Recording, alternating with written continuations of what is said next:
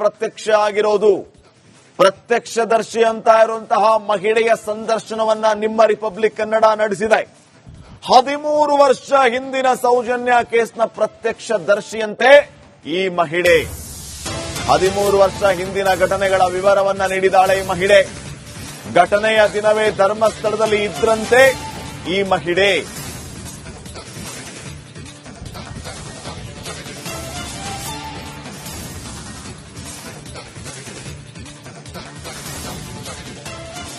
ಆ ದಿನ ನನ್ನ ತಂದೆಯ ಹುಟ್ಟಿದ ದಿನ ಆಗಿರೋದ್ರಿಂದ ನಾನು ಅದ್ರ ಹಿಂದಿನ ದಿನ ಧರ್ಮಸ್ಥಳಕ್ಕೆ ಹೋಗಿದ್ದು ಚೆನ್ನಾಗಿ ನೆನಪಿದೆ.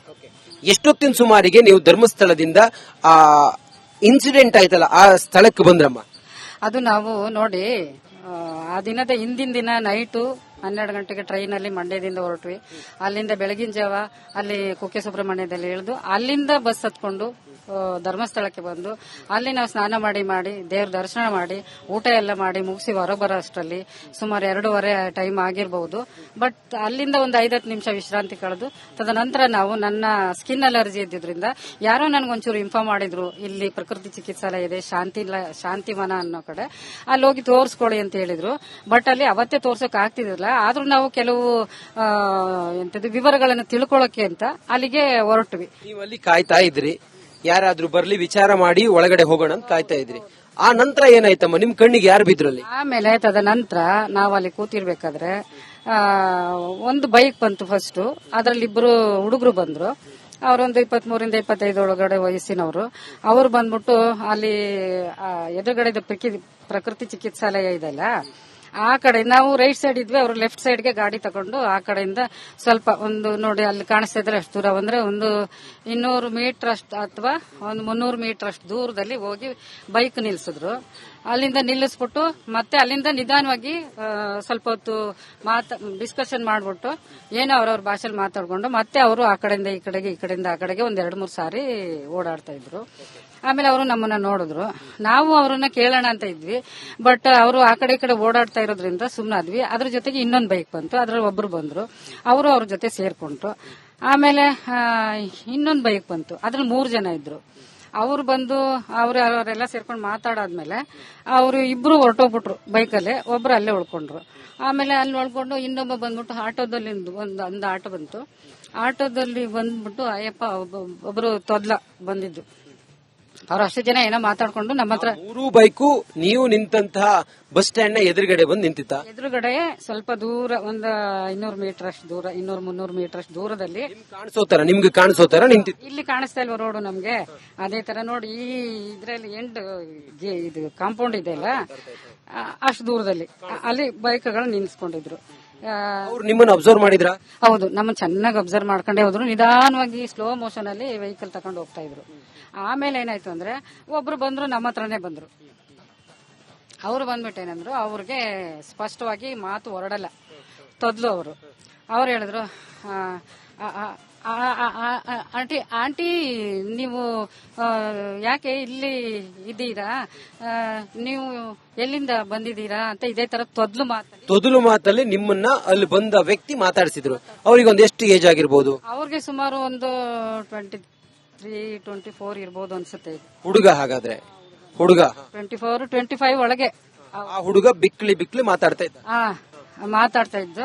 ಆಮೇಲೆ ನಾವ್ ಹೇಳಿದ್ವಿ, ನಾವ್ ಇಂಥ ಕಡೆ ಬಂದಿದೀವಪ್ಪ, ಈ ತರ ನಂದು ಸ್ಕಿನ್ ಈ ತರ ಆಗ್ಬಿಟ್ಟಿದೆಲ್ಲ, ಇಲ್ಲಿ ತೋರ್ಸ್ಕೊಳ್ಳೋಣ ಅಂತ ಬಂದಿದ್ವಿ ಅಂತ ಕೈ ಮಾಡಿ ತೋರಿಸ್ದೆ. ಪ್ರಕೃತಿ ಚಿಕಿತ್ಸಾಲಯ ಅದೆಲ್ಲ ಇಲ್ಲಿ ತೋರ್ಸ್ಕೊಳಕ್ಕೆ ಅಂತ ಬಂದಿದೀವಿ. ಆದ್ರೆ ಏನು ತೋರ್ಸ್ಕೊಳಕ್ ಏನು ಅಲ್ಲ, ಏನ್ ವಿವರ ತಿಳ್ಕೊಂಡು ಹೋಗೋಣ ಅಂತ ಬಂದಿದೀವಿ ಅಂತ ಹೇಳಿದ್ರು. ಹೌದಾ ಆಂಟಿ? ಅವರು ಈಗ ಇಲ್ಲಿ ಇಲ್ಲ ಆಂಟಿ, ಯಾರು ಡಾಕ್ಟರ್ ಈಗ ನೋಡೋ ಇಲ್ಲ, ಸ್ವಲ್ಪ ದಿವಸ ಅವರು ಇಲ್ಲಿ ಇರಲ್ಲ, ಸುಮ್ಮನೆ ವೇಸ್ಟ್ ನೀವು ಇಲ್ಲಿ ಬಂದಿದ್ದು ಅಂತ ತೊದ್ಲು ನೋಡಿಲೇ ಎಲ್ಲ ಹೇಳ್ದ. ಹೌದಾ, ಹಾಗಾದ್ರೆ ಏನ್ ಮಾಡೋದು ಈಗ ಅನ್ಕೊಂಡು ನಾವು ಬಂದದ್ದು ವೇಸ್ಟ್ ಆಯ್ತಾನ ಅಂತ ನಾವು ಮುಖ ನೋಡ್ಕೊಂಡು ಸುಮ್ನೆ ಇದ್ವಿ. ಸರಿ, ಈ ಅಪ್ಪ ಏನ್ ಮಾಡ್ದ, ಯಾರಿಗೋ ಕಾಲ್ ಮಾಡ್ಬಿಟ್ಟು ಪಾಸ್ ಆದ ಮುಂದಕ್ಕೆ. ಆಮೇಲೆ ಇನ್ನೊಂದು ಒಂಚೂರು ದಪ್ಪ ಮುಖ, ಮೀಸೆ ಇಲ್ಲ ಆತನಿಗೆ, ಆತ ಬಂದ. ಆತನಿಗೆ ಒಂದು ಎಷ್ಟು ವಯಸ್ಸಾಗಿರ್ಬೋದು? ಆತನಿಗೂ ಒಂದು 20-22 ವಯಸ್ಸು ಇರ್ಬೋದು. ಹುಡುಗರು ಹಾಗಾದ್ರೆ? ಹೌದು, ಹುಡುಗರು 22, ಎಲ್ಲ 26 ವರ್ಷದ ಒಳಗಡೆನೆ. ಸ್ಪೆಸಿಫಿಕ್ ಆಗಿ ಹೇಳಕ್ಕಾಗಲ್ಲ, ಒಂದು 25-26 ವರ್ಷದ ಒಳಗಡೆನೆ ಇದ್ರು ಎಲ್ರು. ಅವಾಗ ಅವ್ರು ಕೇಳಿದ್ರು, ಆಂಟಿ ನೀವು ಹೋಗ್ಬಿಡಿ ಆಂಟಿ, ಯಾಕೆ ಇಲ್ಲಿ ಕೂತಿದ್ದೀರಾ? ಅವ್ರು ಸ್ಪಷ್ಟವಾಗಿ ಕನ್ನಡ ಮಾತಾಡ್ತಾರೆ. ಚೆನ್ನಾಗಿ ಮಾತಾಡ್ತಿದ್ರು. ಯಾಕೆ ಇಲ್ಲಿ ಕೂತಿದ್ದೀರಾ ಆಂಟಿ, ನೀವು ಹೋಗ್ಬಿಡಿ, ಇಲ್ಲಿ ಕೂತ್ಕೊಳ್ಳೋದು ವೇಸ್ಟ್, ಪಾಪ ನೀವು ಇಬ್ಬರೇ ಇದ್ದೀರಲ್ಲ, ಇಲ್ಲಿ ಯಾರು ಜನಗಳು ಜಾಸ್ತಿ ಇರೋದಿಲ್ಲ, ನೀವು ಹೋಗ್ಬಿಡಿ ಅಂತ ಹೇಳಿದ್ರು. ಸರಿ ಆಯ್ತು ಹೋಗ್ತೀವಪ್ಪ, ಮಳೆ ನಿಲ್ಲಲಿ ಅಂತ ಹೇಳಿದ್ರು. ಹೊರಡಿ ಅಂದ್ರು. ಆಯ್ತು ಹೋಗೋಣ ಅಂತ ಹೇಳ್ಬಿಟ್ಟು ನಾವು ಸುಮ್ಮನೆ ಇದ್ವಿ. ಅವ್ರು ಹೋಗಿದ ತಕ್ಷಣನೇ ಈ ಕಡೆಯಿಂದ ಒಂದು ಹುಡುಗಿ ಛತ್ರಿ ಹಿಡ್ಕೊಂಡು ಯೂನಿಫಾರ್ಮ್ ಅಲ್ಲಿ, ಸ್ಕೂಲೋ ಕಾಲೇಜೋ ಗೊತ್ತಿಲ್ಲ, ಆಸುಪಾಸು, ಆ ಹುಡುಗಿ sky blue colour uniform, blue pant, blue ವೇಲು, ಸ್ಕೈ ಬ್ಲೂ ಕಲರ್ ಟಾಪ್ ಹಾಕೊಂಡಿದ್ರು. ಬ್ಲೂ ಪ್ಯಾಂಟು, ಬ್ಲೂ ವೇಲು, ಸ್ಕೈ ಬ್ಲೂ ಕಲರ್ ಟಾಪ್ ಛತ್ರಿ ಹಿಡ್ಕೊಂಡು ಪಾಸ್ ಆದ್ಲು. ಎಲ್ಲಿಂದ ಪಾಸ್ ಆದದ್ದು? ಬಸ್ ಸ್ಟ್ಯಾಂಡ್ ಅಲ್ವಾ ಅದು? ಅಲ್ಲಿ ಇಲ್ಲಿಂದ ನಡ್ಕೊಂಡು ಬಂದ್ಲು. ಈಗ ನಮ್ ಲೆಫ್ಟ್ ಸೈಡ್ ನಾವು ಬಸ್ ಸ್ಟ್ಯಾಂಡ್ ಆಪೋಸಿಟ್ ಪ್ರಕೃತಿ ಚಿಕಿತ್ಸಾಲಯದಲ್ಲಿ ಹೀಗೆ ಕೂತಿದ್ದೀವಿ. ಹುಡುಗಿ ನಮ್ ಲೆಫ್ಟ್ ಸೈಡ್ ಇಂದ ಹಿಂಗೆ ನಡ್ಕೊಂಡು ಹೋದ್ಲು. ಆವಾಗ ನಾವು ಇನ್ನೇನ್ ಮಾಡೋದು, ಅಮ್ಮ ನಾವು ಹೊರಟ್ಬಿಡೋಣ, ಆಯ್ತು ಬನ್ನಿ ಹೆಂಗೋ ನಡ್ಕೊಂಡು ಹೋಗೋಣ ನಾವು ಅಂತ ಹೇಳ್ಬಿಟ್ಟು ಅವರು ಯೂರಿನ್ ಪಾಸ್ ಮಾಡಕ್ಕೆ ಅಂತ ಹೇಳ್ಬಿಟ್ಟು ಹೇಳಿದ್ರ. ಅವಾಗ ಅಲ್ಲೊಂದು ಮರ ಇತ್ತು ಪಕ್ಕದಲ್ಲಿ, ಅಲ್ಲಿ ಹೋಗಿ ಆಯ್ತು ನಡೀರಿ ಅಂದ್ಬಿಟ್ಟು ಅಲ್ಲಿ ಹೋಗಿ ಅವ್ರು ಕೂತ್ಕೊಂಡ್ರು.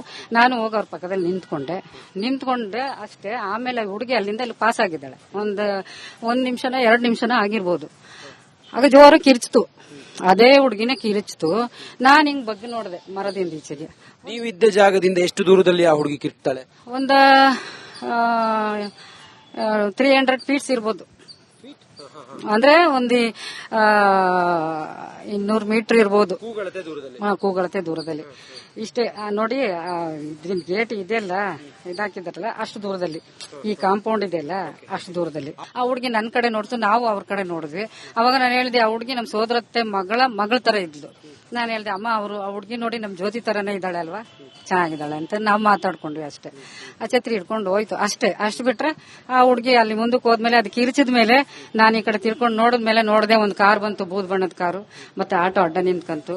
ಆಮೇಲೆ ಆ ಹುಡುಗಿ ಜೋರ ಕಿರ್ಚ್ಕೊಂಡಿದ್ದ ಸೌಂಡ್ಗೆ ನಾನು ಓಡ್ತಾ ಮೆತ್ಮೆತ್ಕೊಡ್ದೆ. ಸ್ಟಾರ್ಟಿಂಗ್ ಅಲ್ಲಿ ಹೋದೆ, ಅಮ್ಮ ನೀವು ಮಾಡಿ ನಾನು ಬರ್ತೀನಿ ಅಂದ್ಬಿಟ್ಟು. ಆಮೇಲೆ ಹುಡುಗಿನ ಏನು ಕೈನ ಹಿಂದಕ್ಕೆ ತಿರುಚಿದ್ರು. ಮತ್ತೆ ಆ ಹುಡುಗಿ ಛತ್ರಿ ಎಲ್ಲ ಬಿದ್ದೋಯ್ತು, ಬಗ್ಗದ್ಲು ಕೆಳಗೆ. ಆಮೇಲೆ ಏನ್ ಮಾಡಿದ್ರು ಗೊತ್ತಿಲ್ಲ, ಹುಡುಗಿ ಸೌಂಡೇ ಬರಲಿಲ್ಲ. ಪ್ರತ್ಯಕ್ಷ ಆಗಿರೋದು, ಪ್ರತ್ಯಕ್ಷದರ್ಶಿ ಅಂತ ಇರುವಂತಹ ಮಹಿಳೆಯ ಸಂದರ್ಶನವನ್ನ ನಿಮ್ಮ ರಿಪಬ್ಲಿಕ್ ಕನ್ನಡ ನಡೆಸಿದೆ. 13 ವರ್ಷ ಹಿಂದಿನ ಸೌಜನ್ಯ ಕೇಸ್ನ ಪ್ರತ್ಯಕ್ಷದರ್ಶಿಯಂತೆ ಈ ಮಹಿಳೆ 13 ವರ್ಷ ಹಿಂದಿನ ಘಟನೆಗಳ ವಿವರವನ್ನ ನೀಡಿದಾಳೆ ಈ ಮಹಿಳೆ. ಘಟನೆಯ ದಿನವೇ ಧರ್ಮಸ್ಥಳದಲ್ಲಿ ಇದ್ರಂತೆ ಈ ಮಹಿಳೆ.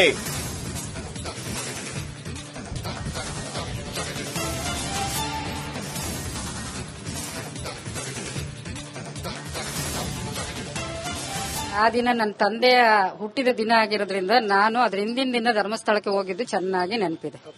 ಎಷ್ಟೊತ್ತಿನ ಸುಮಾರಿಗೆ ನೀವು ಧರ್ಮಸ್ಥಳದಿಂದ ಆ ಇನ್ಸಿಡೆಂಟ್ ಆಯ್ತಲ್ಲ ಆ ಸ್ಥಳಕ್ಕೆ ಬಂದ್ರಮ್ಮ? ಅದು ನಾವು ನೋಡಿ, ಆ ದಿನದ ಹಿಂದಿನ ದಿನ ನೈಟು 12 ಗಂಟೆಗೆ ಟ್ರೈನಲ್ಲಿ ಮಂಡ್ಯದಿಂದ ಹೊರಟ್ವಿ. ಅಲ್ಲಿಂದ ಬೆಳಗಿನ ಜಾವ ಅಲ್ಲಿ ಕುಕ್ಕೆ ಸುಬ್ರಹ್ಮಣ್ಯದಲ್ಲಿ ಇಳಿದು ಅಲ್ಲಿಂದ ಬಸ್ ಹತ್ಕೊಂಡು ಧರ್ಮಸ್ಥಳಕ್ಕೆ ಬಂದು ಅಲ್ಲಿ ನಾವು ಸ್ನಾನ ಮಾಡಿ ದೇವ್ರ ದರ್ಶನ ಮಾಡಿ ಊಟ ಎಲ್ಲ ಮಾಡಿ ಮುಗಿಸಿ ಹೊರಗೆ ಬರೋ ಅಷ್ಟರಲ್ಲಿ ಸುಮಾರು 2:30 ಟೈಮ್ ಆಗಿರಬಹುದು.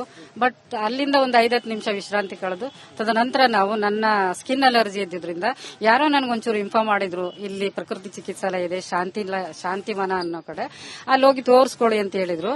ಬಟ್ ಅಲ್ಲಿ ಅವತ್ತೇ ತೋರ್ಸಕ್ ಆಗ್ತಿದ್ದಿಲ್ಲ. ಆದ್ರೂ ನಾವು ಕೆಲವು ವಿವರಗಳನ್ನು ತಿಳ್ಕೊಳ್ಳೋಕೆ ಅಂತ ಅಲ್ಲಿಗೆ ಹೊರಟ್ವಿ. ನೀವು ಅಲ್ಲಿ ಕಾಯ್ತಾ ಇದ್ರಿ, ಯಾರಾದ್ರೂ ಬರ್ಲಿ ವಿಚಾರ ಮಾಡಿ ಒಳಗಡೆ ಹೋಗೋಣ ಅಂತ ಕಾಯ್ತಾ ಇದ್ರಿ.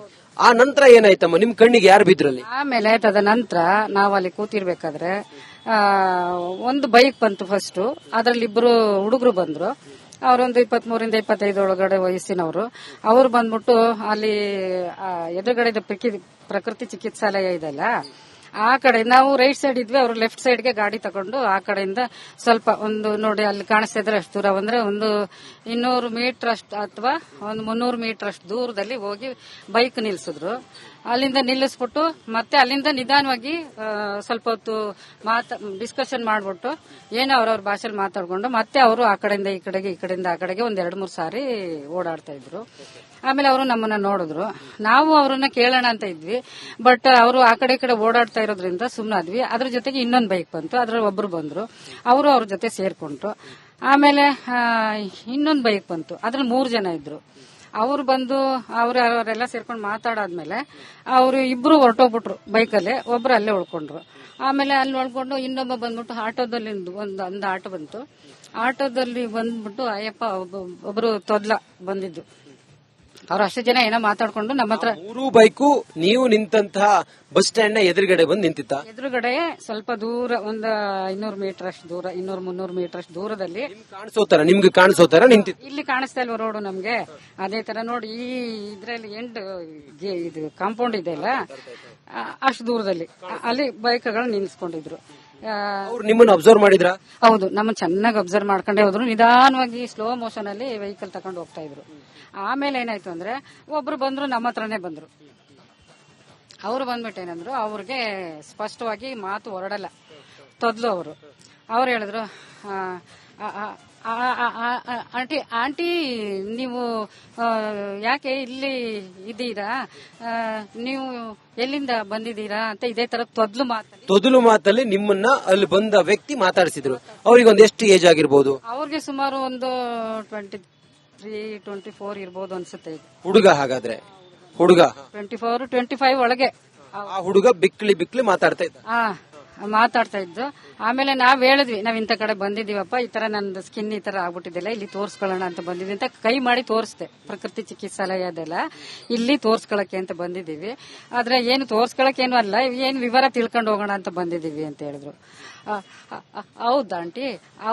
ಅವರು ಈಗ ಇಲ್ಲಿ ಇಲ್ಲ ಆಂಟಿ, ಯಾರು ಡಾಕ್ಟರ್ ಈಗ ನೋಡೋ ಇಲ್ಲ,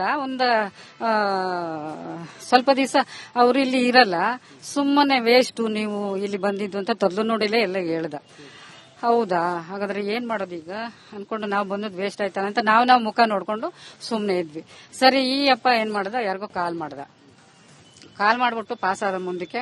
ಆಮೇಲೆ ಇನ್ನೊಂದು ಒಂಚೂರು ದಪ್ಪ ಮುಖ, ಮೀಸೆ ಇಲ್ಲ ಆತನಿಗೆ, ಆತ ಬಂದ. ಆತನಿಗೆ ಒಂದು ಎಷ್ಟು ವಯಸ್ಸಾಗಿರ್ಬೋದು?